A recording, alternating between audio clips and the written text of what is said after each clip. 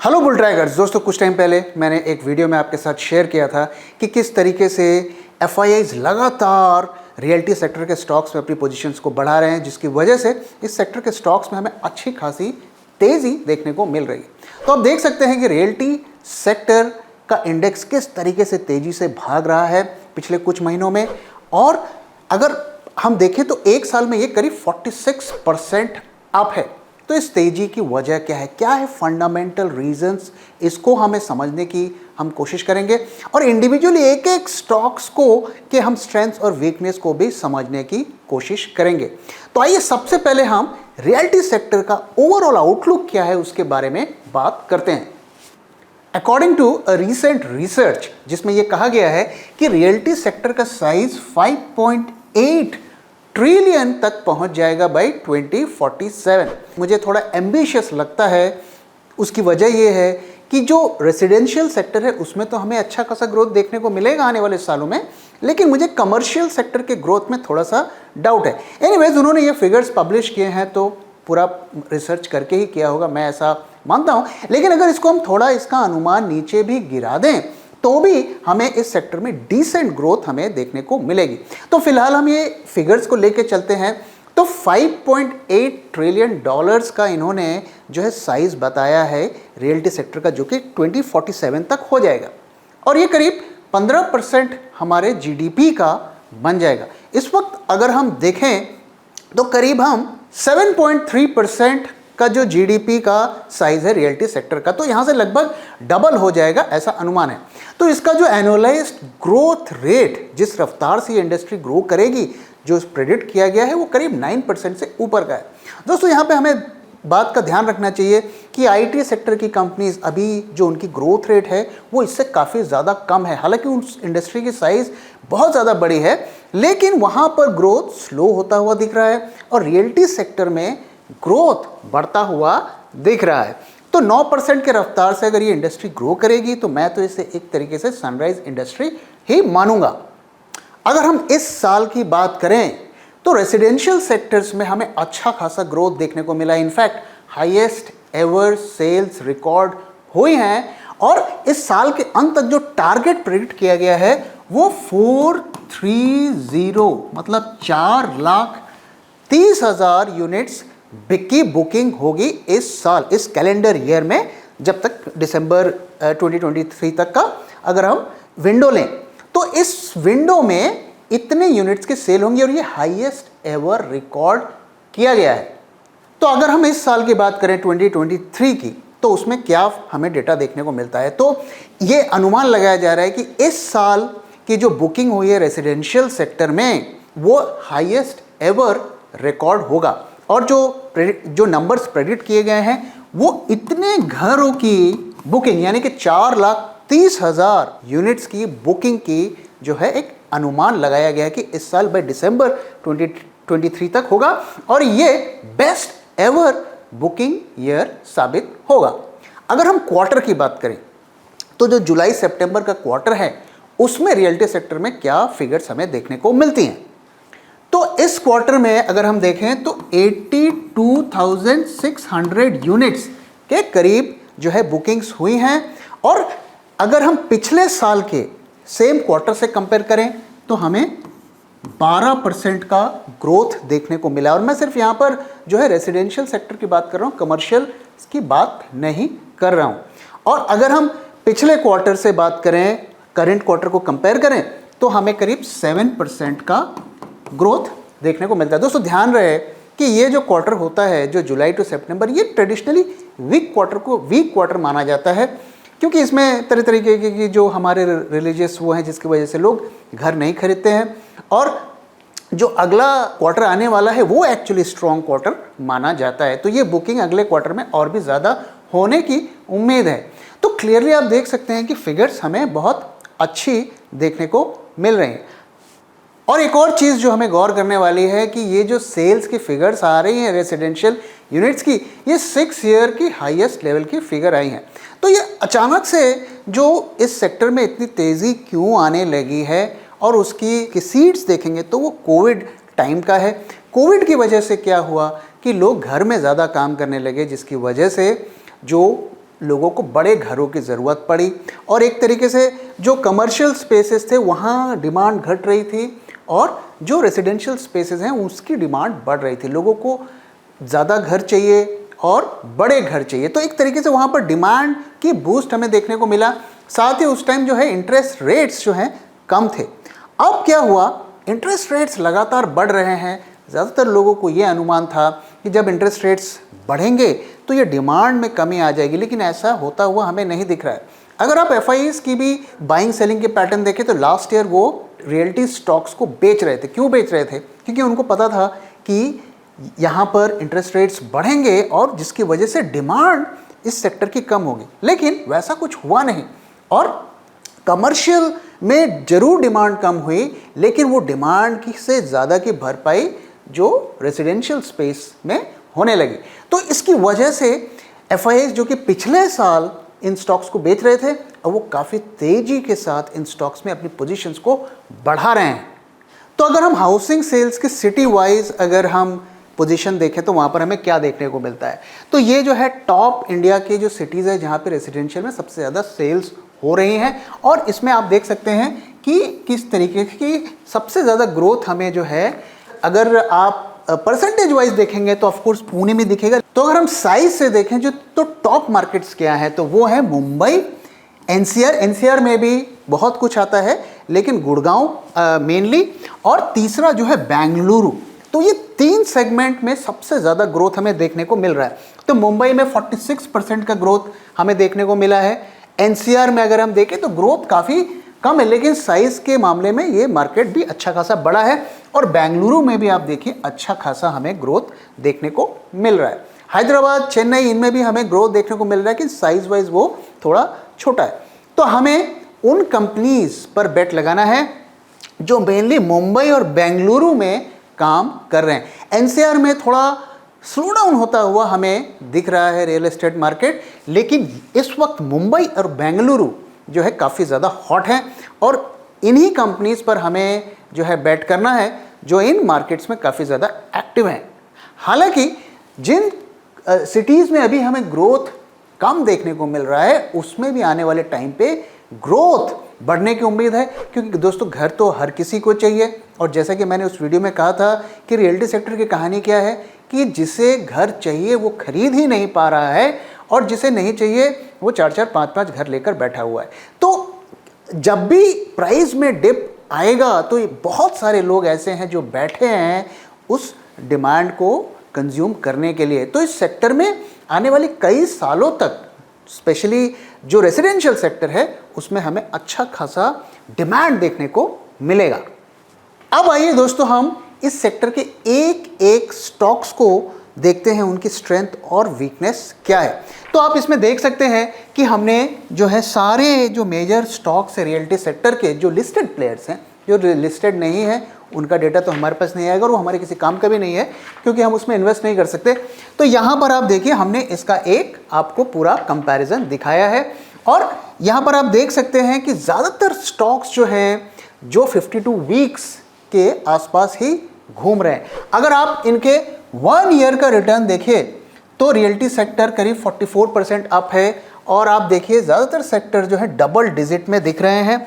अगर आप सिर्फ आईबी रियल एस्टेट को छोड़ दें, इंडिया बुल्स को, तो बाकी सब जो हैं ज़्यादातर हमें देखने को मिल रहा है। ऑफ कोर्स यहाँ पर एक आपको नेगेटिव रिटर्न भी देखने को मिल रहा है मैक्रोटेक डेवलपर्स का।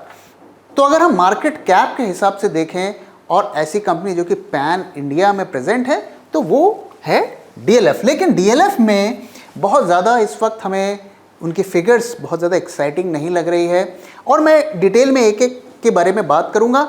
लेकिन ये एक ऐसा प्लेयर है जो जिसकी स्ट्रॉन्ग ब्रांडिंग है और पैन इंडिया प्लेयर है। बाकी सब जो हैं वो थोड़ा रीजनल प्लेयर्स हैं एक तरीके से, हालांकि वो कई मार्केट्स में ऑपरेट ज़रूर करते हैं लेकिन ज़्यादातर उनका एक पर्टिकुलर रीजन में ही फोकस है। तो आइए दोस्तों अब हम रियल्टी सेक्टर के एक एक कंपनीज की स्ट्रेंथ्स और वीकनेस को समझने की कोशिश करते हैं। तो सबसे पहले हम बात करेंगे फिनक्स इंडस्ट्रीज़ की और वहाँ पे अगर आप देखिए जो उनका CAGR है अगर 5 साल का वो 10% से ज़्यादा का फिलहाल हमें दिख रहा है। इसमें FII की होल्डिंग परसेंटेज 28.6% है और रिटेल पोर्टफोलियो पिछले 5 सालों में जो है डबल हुआ है, तो ग्रोथ हमें देखने को इसमें मिल रहा है। वहीं अगर हम शोभा डेवलपर्स की बात करें तो इसका अगर 5 इयर्स का CAGR आप देखें तो थोड़ा कम है, 3.70% है। FII की होल्डिंग्स भी करीब 12.74% है, लेकिन ये एक तरीके से टर्न अराउंड स्टोरी है। ग्रोथ इसमें पिछले 3 सालों में हमें दिख रहा है और ये इनका कंपनी का कहना है कि भाई FY25 ये पूरी तरीके से डेट फ्री हो जाएंगे और ये मेनली बेंगलुरु रीजन में काम करता है। 60% बिजनेस इनको बेंगलुरु से आता है और उसके बाद NCR में भी ये जो है सेकंड पोजीशन पर एक्टिव है अपने पोर्टफोलियो में। इनका हाईएस्ट सेल्स इन्होंने पिछले क्वार्टर में रिकॉर्ड किया है 1724 करोड़ का और ये 48% का इसमें हमें राइज देखने को मिला है अगर पिछले साल के सेम क्वार्टर से कंपेयर करें। इनकी बुकिंग्स में हमें 26% का इंक्रीज देखने को मिला है। वहीं अगर हम ब्रिगेड की बात करें तो ब्रिगेड के में करीब 12.90 का इनका CAGR है जो रेवेन्यू ग्रोथ, और इसमें FII की होल्डिंग्स करीब 13.5% है। ये लगातार अपने लैंड रिजर्व्स को बढ़ा रहे हैं, यानी कि आने वाले टाइम में उन लैंड रिजर्व्स में ये कंस्ट्रक्शन करके फ्लैट्स को बेचेंगे। वहीं इनकी जो ऑफिस लीजिंग है उसमें हमें स्लो डाउन देखने को मिल रहा है और रेजिडेंशियल डिमांड में भी इनमें थोड़ा हमें फिलहाल जो है स्लो डाउन देखने को मिल रहा है। लेकिन जैसा कि मैंने बताया इन्होंने लैंड को एक्वायर किया है तो हो सकता है कि आने वाले सालों में उनमें बुकिंग्स आए और इनके रेवेन्यूज बढ़ें। तो इस ग्रोथ के एंटिसिपेशन में अगर हम देखें तो पिछले 1 साल में इसने करीब 26% का रिटर्न इसके स्टॉक ने दिया है। वहीं एक स्वॉन एनर्जी की बात करें तो ये एक जो थोड़ा डाइवर्सिफाइड प्लेयर है, ये एनर्जी के फील्ड में भी काम करता है, लेकिन ये रेसिडेंशियल प्लेयर नहीं है, ये मोस्टली कमर्शियल प्लेयर है। और अगर यहाँ पे देखें तो इसमें इनका CAGR काफ़ी हाई है 25.40, लेकिन दोस्तों जैसे कि मैंने कहा इनके जो ग्रोथ है वो जो अलग अलग एनर्जी के फील्ड हैं और SEZ है वहाँ से आ रहा है, रेसिडेंस पे ये काम नहीं करते हैं। तो अगर आप रेसिडेंस के कंपनी में इन्वेस्ट करना चाहते हैं जो रेसिडेंशियल यूनिट्स बनाती हैं तो हमें इसको अवॉइड करना चाहिए। लेकिन इसमें जो है हमें FIIs लगातार इसमें अपनी होल्डिंग्स बढ़ा रहे हैं और LIC भी इसमें 2% की होल्डिंग करता है। इसकी जो सबसे बड़ी डिसएडवांटेज है कि इसका जो डेट टू इक्विटी रेशियो है काफ़ी ज़्यादा हाई है 1.5%। लेकिन जैसा कि मैंने कहा ये डाइवर्सिफाइड बिजनेस है, एनर्जी के फील्ड में काम करते हैं तो वहाँ पर ऑफकोर्स उन्हें जो डेट लेकर ही काम करना पड़ता है। स्टॉक्स भी ने भी इसका अच्छा खासा रिटर्न दिया है 44%। तो ये कंपनी थोड़ा रिस्की ज़रूर है लेकिन इसको इग्नोर नहीं किया जा सकता। वहीं अगर हम मैक्रोटेक डेवलपर्स की बात करें जो कि पहले लोढ़ा के नाम से जाना जाता था तो वहाँ पर हमें क्या देखने को मिल रहा है, इनका 5 इयर्स का CAGR देखिए, यानी कि उसमें नेगेटिव रेवेन्यू ग्रोथ हमें देखने को मिल रहा है। उसके बावजूद भी FIIs ने 19.83% अपना स्टेक बढ़ाया है इसमें और स्टॉक ने 1 साल में नेगेटिव रिटर्न दिया है 18.17%। तो इसे एक टर्न अराउंड स्टोरी के तौर पे देखा जा रहा है। पिछले 2 सालों में इनकी फाइनेंशियल परफॉर्मेंस बढ़ी है, नेट कैश फ्लो इनका पॉजिटिव हुआ है। FIIs ने भी इसमें स्टेक्स को बढ़ाया है और इन्होंने बेस्ट एवर क्वार्टर बुक किया है पिछले क्वार्टर में और टोटल सेल्स की इनको फिगर है वो है 3530 करोड़, लेकिन इसका 90% बिजनेस मुंबई से ही आता है। तो ये बेसिकली एक मुंबई का प्लेयर है। वहीं अगर हम DLF की बात करें तो DLF में भी उनके रेवेन्यू ग्रोथ थोड़े से फ्लैटिश चल रहे हैं, बहुत ज़्यादा इसमें भी ग्रोथ नहीं देखने को मिल रहा है। 4.70% का नेगेटिव CAGR हमें देखने को मिल रहा है। FII की होल्डिंग अभी भी 16% के आसपास है।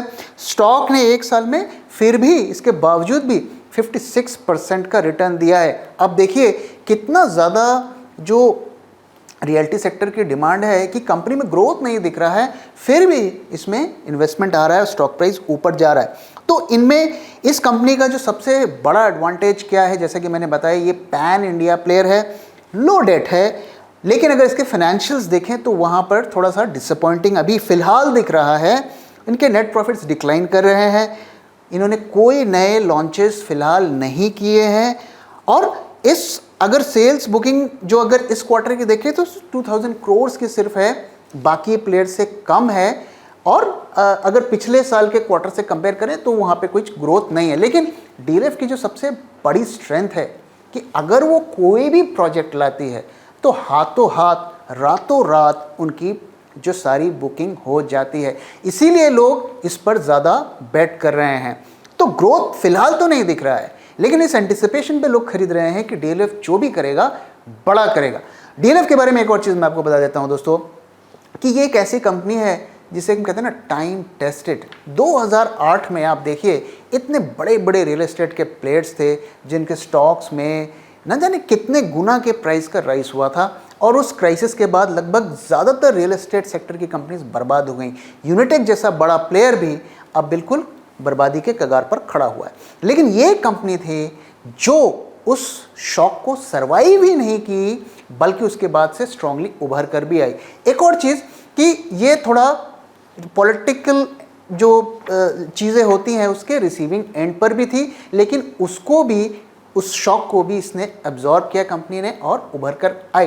तो इस वजह से इसको ज़्यादा मार्केट जो है वैल्यूएशन देने को तैयार है, क्योंकि ये ट्राइड एंड टेस्टेड कंपनी है, ये एक पैन इंडिया प्लेयर है। लेकिन इसमें अगर आप फंडामेंटल्स को देखें, इस वक्त की सिचुएशन को देखें, तो वहाँ पर कोई खास ग्रोथ हमें फिलहाल नहीं दिख रहा है। अब आइए महिंद्रा लाइफ की बात करते हैं, तो इनके ग्रोथ भी हमें कुछ खास नहीं दिख रहे हैं, फ्लैट ग्रोथ है। इसके बावजूद भी एफआईआईज़ का 20% की होल्डिंग है। एक साल में इसने करीब 21% का रिटर्न दिया है। मार्केट कैप थोड़ा छोटा है, ये साइज़ में छोटी कंपनी है अगर हम मार्केट कैप के पर्सपेक्टिव से बात करें, लेकिन इनका जो सेल्स टारगेट है वो काफ़ी ज़्यादा एम्बिशियस है, और FY28 तक इन्होंने 8,000 to 10,000 करोड़ की जो सेल्स का टारगेट किया है, जो कि करंट सेल से 5 गुना ज़्यादा का है। अब कंपनी ने ऐसा कहा है, अब वो हमें थोड़ा और उसको खगालना पड़ेगा कि वो करने की स्थिति में है कि नहीं है। फिलहाल कंपनी में कुछ खास प्रॉमिस नहीं दिख रहा है, लेकिन अगर ये टारगेट वो अचीव कर लेते हैं तो डेफिनेटली इस स्टॉक में पोटेंशियल रहेगा। इनके प्रॉफिट्स में भी डिक्लाइन हमें देखने को मिल रहा है। 60% बिजनेस इनका मुंबई से ही आता है। अगर हम प्रेस्टीज की बात करें तो प्रेस्टीज का भी जो 5 साल का अगर CAGR देखें तो इम्प्रेसिव है, 9.5% है। FIA होल्डिंग करीब 21% है, और एक साल में इसने 62% का स्टॉक ने गेन दिया है। लेकिन इसके प्रॉफिट्स जो हैं डिक्लाइन कर रहे हैं, और 2 साल का CAGR, अगर 2 साल का CAGR कैलकुलेट करें तो इट्स मियर 2%। लेकिन वंस अगेन इन्होंने अच्छे खासे सेल्स की फिगर्स दिखाई हैं, highest ever annual pre sales in FY23, तो 5,000 करोड़ की ये सेल्स जो है एक्सपेक्ट कर रहे हैं, और 41% के ग्रोथ रेट से। वहीं अगर हम गोदरेज प्रॉपर्टीज़ की बात करें तो ये भी एक पैन इंडिया प्लेयर है, स्टेब्लिश्ड प्लेयर है, और बड़ी कंपनी, बड़े ग्रुप का पार्ट है। तो वहाँ पर हमें क्या देखने को मिलता है, तो इनका CAGR तो कुछ खास हमें नहीं दिख रहा है, हालांकि इनके पूरे कंट्री में प्रोजेक्ट्स चल रहे हैं। तो 4.94% का इनका CAGR है। FIA होल्डिंग काफ़ी ज़्यादा है, 28% की FIA की होल्डिंग है, और एक साल में इन्होंने करीब 43% का रिटर्न दिया है। रेवेन्यू इनकी जो है काफ़ी तेज़ी के साथ बढ़ी है, पिछले क्वार्टर में करीब 3 गुना हो गई हैं। अगर हम पिछले क्वार्टर से, पिछले साल के सेम क्वार्टर से कंपेयर करें तो 936 करोड़ की इन्होंने रेवेन्यू की है।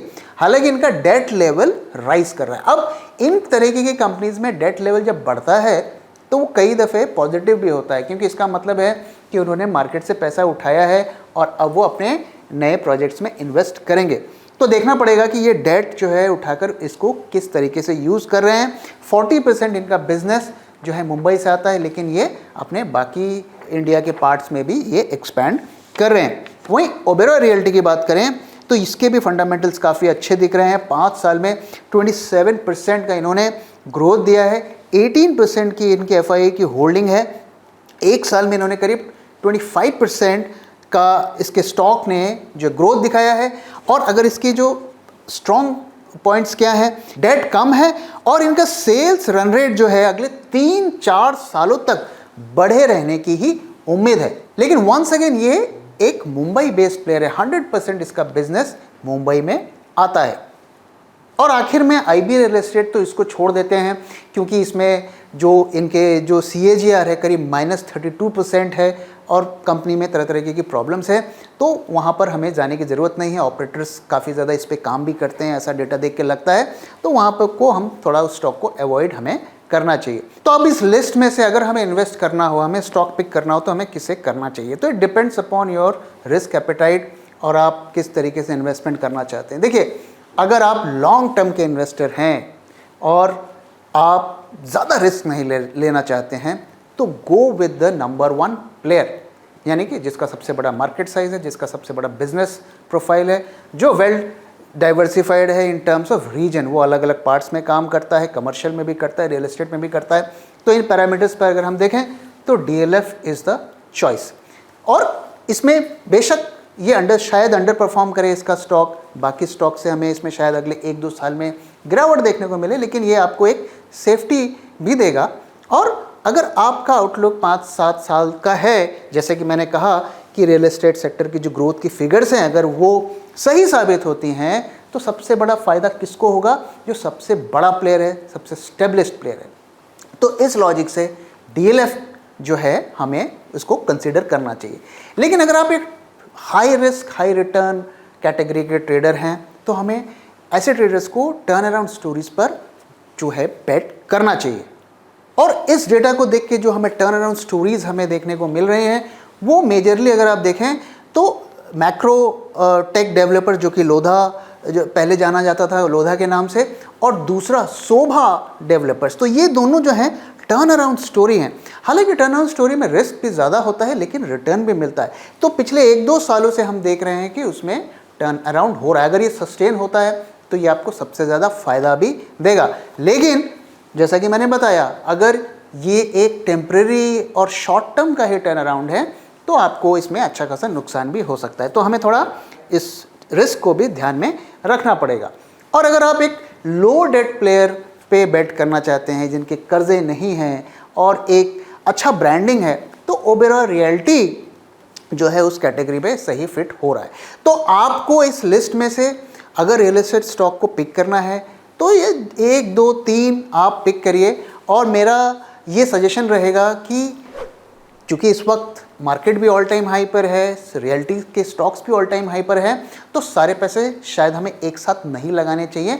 हमें एटलीस्ट 3 इंस्टॉलमेंट्स में लगाने चाहिए। अगर आप इस वक्त सारा पैसा नहीं लगाना चाहते हैं, आपके पास जो है पेशेंस भी नहीं है, तो आप एक लॉट अभी लीजिए और गिरावट पे वेट करिए, क्योंकि ये एक लॉन्ग टर्म की स्टोरी बन रही है, ऐसा हमें डेटा देखकर लगता है। तो आपको बहुत सारे मौके मिलेंगे इसमें अपनी पोजीशंस को बढ़ाने का। तो दोस्तों, इस लिस्ट में से आपको कौन सा स्टॉक पसंद आता है और क्यों पसंद आता है, ज़रूर अपना फीडबैक शेयर करिए, ताकि मुझे भी आपसे कुछ सीखने को मिले। तो दोस्तों, इसी के साथ मैं इस वीडियो को यहाँ पे ख़त्म कर रहा हूँ। जल्दी आऊँगा एक और नए वीडियो के साथ। Thank you very much for your time and thank you for watching.